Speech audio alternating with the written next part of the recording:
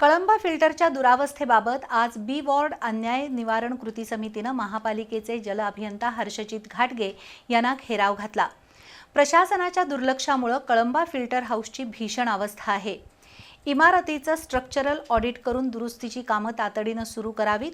Filter house परिसराची सफाई करून सुरक्षा रक्षक नेमावेत, अन्यथा कळंबा फिल्टर हाऊसला टाळं ठोकण्याचा इशारा कृती समितीनं दिला। कार्यकर्त्यांच्या आक्रमक भूमिकेनंतर फिल्टर हाऊसच्या सुधारणांची कामं लवकर सुरू करण्याची ग्वाही जल अभियंता हर्षजित घाटगे यांनी दिली। 1946 साली कोल्हापुरात संभाजीनगर परिसरात कळंबा फिल्टर हाऊस बांधण्यात आले। या केंद्रातून निम्म्या कोल्हापूर शहराची तहान भागत होती, पण प्रशासनाच्या निष्काळजीपणामुळे फिल्टर हाऊसची अत्यंत दुरावस्था झाली आहे। या परिसरात भटकी कुत्री आणि मोकाट जनावरांचा वावर असून मद्यपींनी ओपन बारच सुरू केलाय। त्यामुळे प्रचंड अस्वच्छता असून फिल्टर हाऊस परिसराला बकाल अवस्था आली आहे।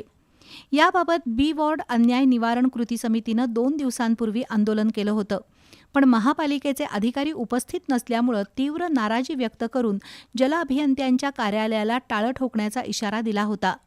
आज जल अभियंता हर्षजित घाटगे, उपजल अभियंता रावसाहेब चव्हाण, फिल्टर हाऊसचे राजेंद्र हुजरे यांच्यासह अन्य अधिकाऱ्यांनी आंदोलकांची भेट घेतली।